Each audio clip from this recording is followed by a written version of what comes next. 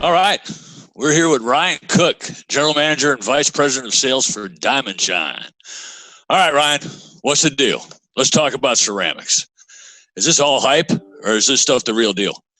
Well, I think the first place to start off with, Bob, is what is a ceramic, and so just kind of the quick definition of it, and then I'll kind of jump into the more layman's term. But it's a solid material comprised of inorganic compounds, metal, non-metal, or metalloid atoms, primarily held in an ionic covalent bond. So that sounds really scientific and exactly. So what we'll do is we'll jump in kind of the layman's terms and really Please. What is ceramics in our industry and how we got to where we got.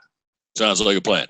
So really the key thing about ceramics is that they're clear. They basically, the covalent bonding thing, and we may touch on that in a little bit, is essentially it likes itself. It likes to stick to itself, which works really well for this layering. It creates a very durable bond to the car, and it likes to layer on top of itself. And then when it does, it layers on in a crystal clear fashion, which really works well for our industry. I see a couple of terms that I have to question, and I'm sure you'll be able to tell me the difference here. What's the difference between an active silicone and a micronized silicone?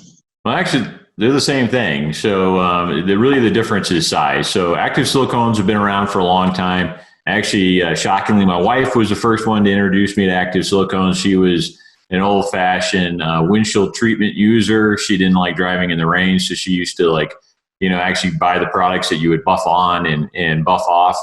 And okay. She was a big fan. And those are active silicones. And so they've been around for years, and they work really, really well. The difference is the size of the silicone. So with those products, typically it was a detail service or something you were personally putting on yourself. And so you can make sure the surface was perfectly clean before you put them on. Because again, these products are very durable and they have a long life. So if the surface isn't perfectly clean, whatever you put it on is going to stay there. And that could cause problems, right? If you didn't fully remove like a bird dropping or something like that, there was the outline and you put this stuff over it, that outline of the bird dropping is going to stay for 6-7 months, which typically isn't, desirable for customers.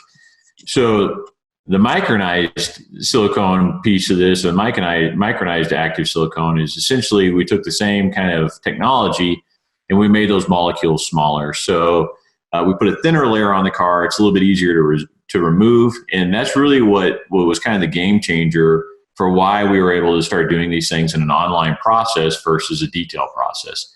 And because of that thin layer, we still get some of the desired results, but it's not as durable, and we can still remove it if we need to, if we didn't get a perfect car. What's the value of ceramics? Let's say for an average customer's car. What does it do for the customer's car?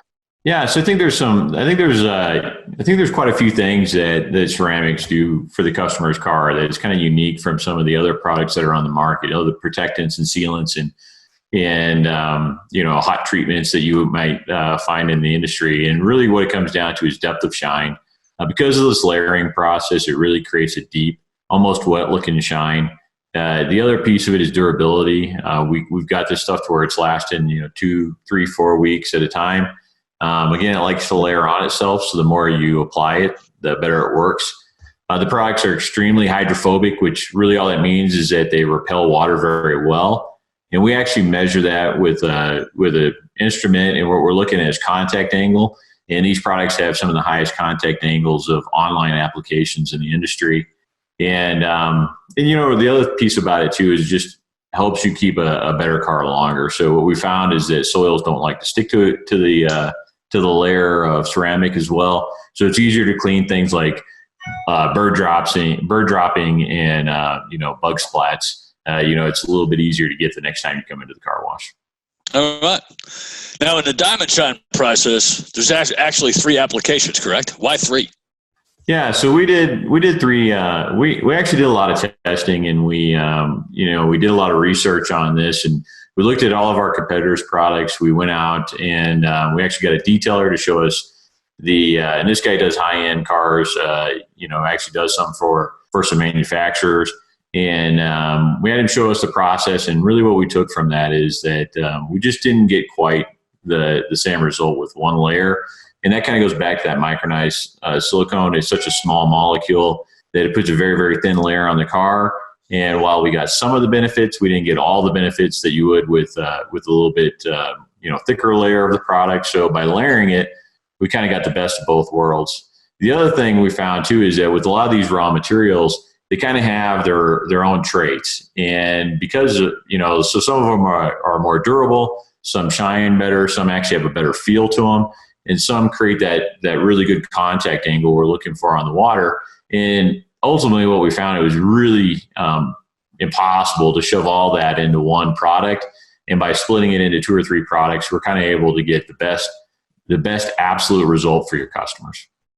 All right.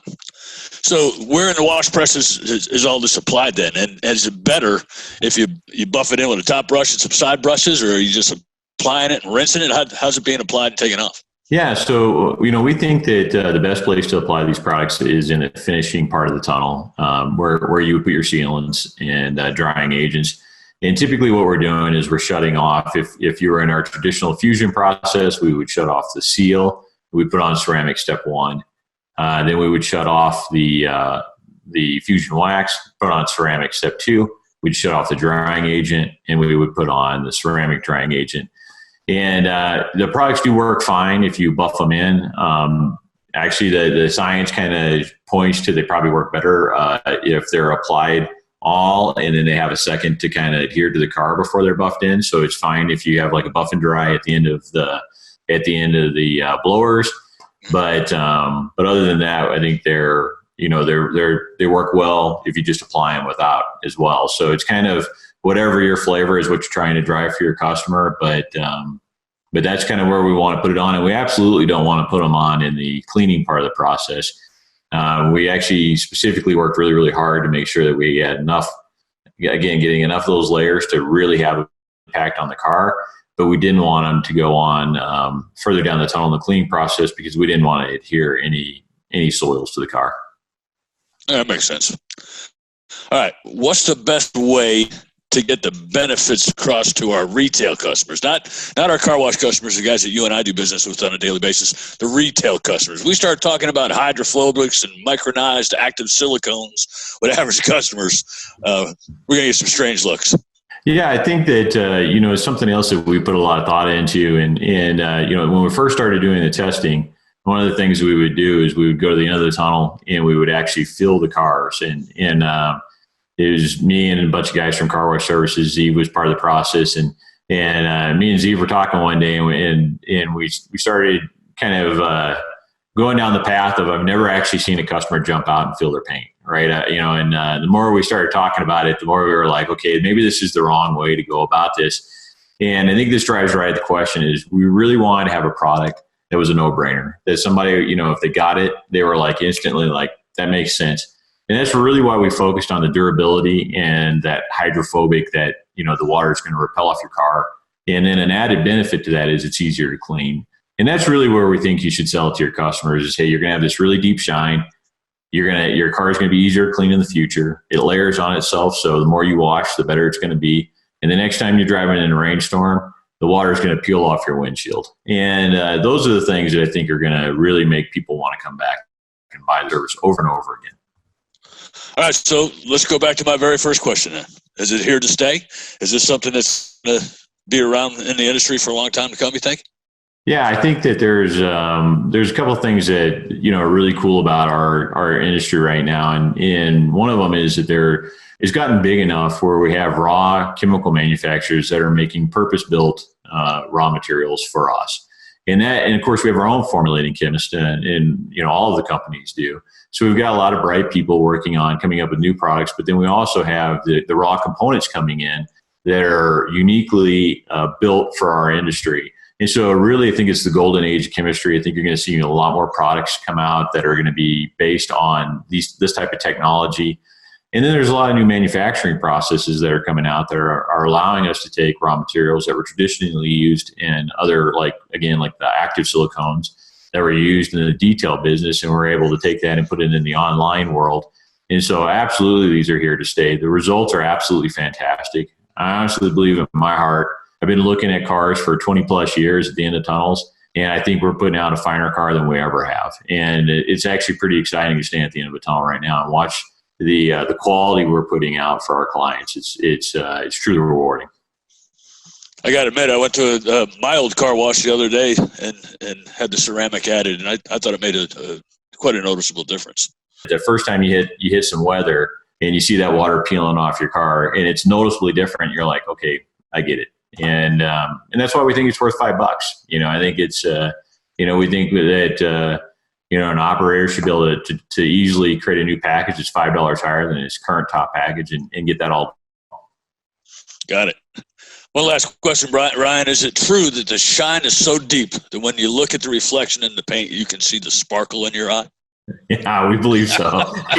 yeah. It's it is one of the things I think is for we always try to be careful about talking about shine because it's such a individual thing, and what's shiny to you, it might be different than what's shiny to me, but I think everybody would agree on this one that when you actually look at the side of a car, especially a darker car, and you can see like the detail of the ground, you can see the leaves on the tree, that's reflecting off the car. I think it's different, and I think your customers are going to notice it too. All right, good deal. Hey, Ryan, I appreciate you coming, talking with us today. Ryan Cook, Vice President of Sales at Diamond Shine. We look forward to talking to you again soon. Thanks for being here. Thanks, Bob. It's always good talking to you. All right, bud. Take care.